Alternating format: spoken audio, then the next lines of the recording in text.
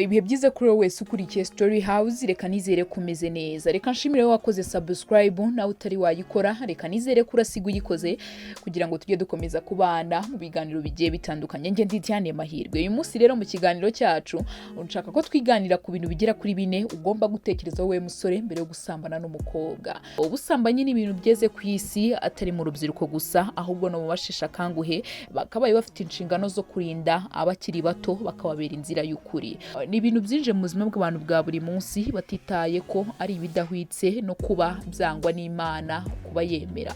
Byiganje mu rubyiruko cyane, nyamara usanga byangiza ubuzima. Ubusanzwe Imana niyashyizeho amategeko kugira ngo itume abantu baremererwa n'ubuzima cyangwa ibabuze kwishima, ahubwo yashyizeho kugira ngo irinde abantu ibyabagiraho ingaruka ku buzima n'ibyakwangiza imibanire hagati yabo n'abandi bantu. Urugero impamvu abantu badakwiye kwicana, kwiba cyangwa guca inyuma abo bashakanye nuko ibyo bintu bibabaza umwe muri bo bikorewe cyangwa mu babigizemo uruhare.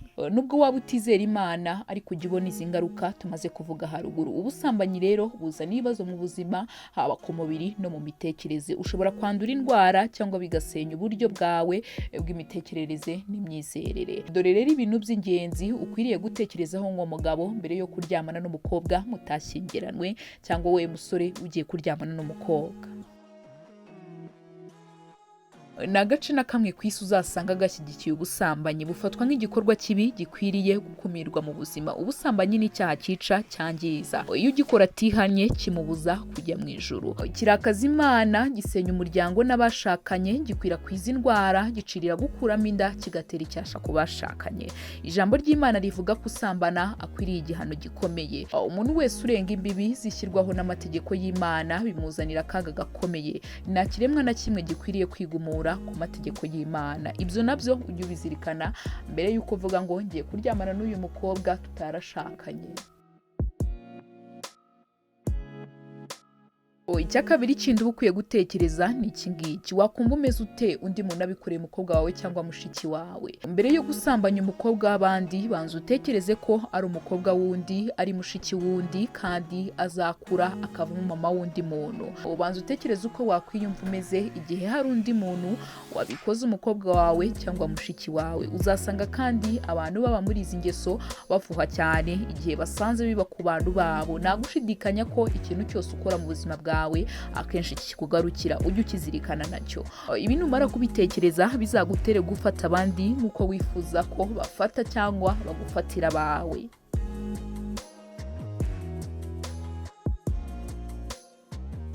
Icya gatatu kindi ni iki ngiki ukwiriye gutekereza we mugabo cyangwa musore ujya gusambanya umuntu mutarashakana.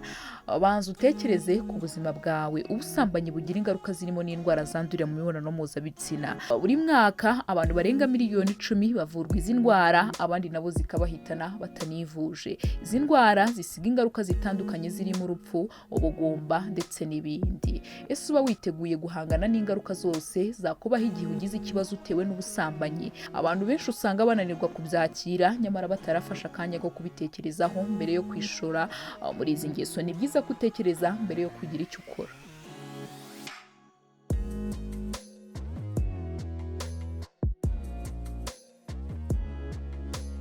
Icya kane ari nacyo cya nyuma nk'uko nari nabikubwiye, ugomba gutekereza mbere yo gusambanya umukobwa cyangwa we mugabo ujya gusambanya umukobwa mutashakanye ni iki ngiki: mbere yo gusambana n'umukobwa w'abandi, banza urebe imbaraga ababyeyi bawe baba baragutakajeho ngo uzavemo umuntu muzima, haba mu gihagararo no mu bitekerezo. Ibaze uko ababyeyi bawe bazagerwaho n'ingaruka z'ayo magambo, bagahinduka iciro ry'umugani kubera amakosa yawe. Ibaze igihe muri wowe uzaba wicira urubanza ko uko bagenje atari ko bakureze by'ukuri. Irinde ko wazaba igishoro cy'imfabusa. Ubuzima si ukubaho unyuzwe gusa, ushobora no kugira ibyo wiyima kubera abandi. Irinde kwikunda ku rwego uzana umugayo ku bandi batagize inyungu n'imwe mu bikorwa byawe byo kwikunda. Kuba iciro ry'umugani bishobora gutuma usa n'ucitse ku muryango wawe, bikakugiraho ingaruka zo kubura amahoro muri wowe.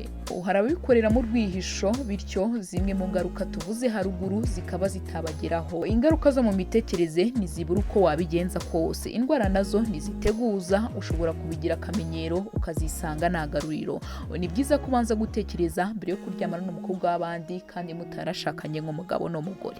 Ubu mwicira ubuzima ubwawe budasigaye, ubuhemukiye imiryango yanyu mwembi. Nubwo twagarutse ku bagabo gusa, n'umukobwa usambana akwiriye kugira ibyo atekereza mbere yo gukuramo imyenda, ukareba niba uzihanganira ingaruka zose zakubaho dore ko zitateguza. Iyi ni Story House, ngende Diane Mahirwe, kanda subscribe tujye dukomeza kubana mu biganiro bigiye bitandukanye. Imana ikomeze kubarinda, ibaho ubuzima buzira umuze.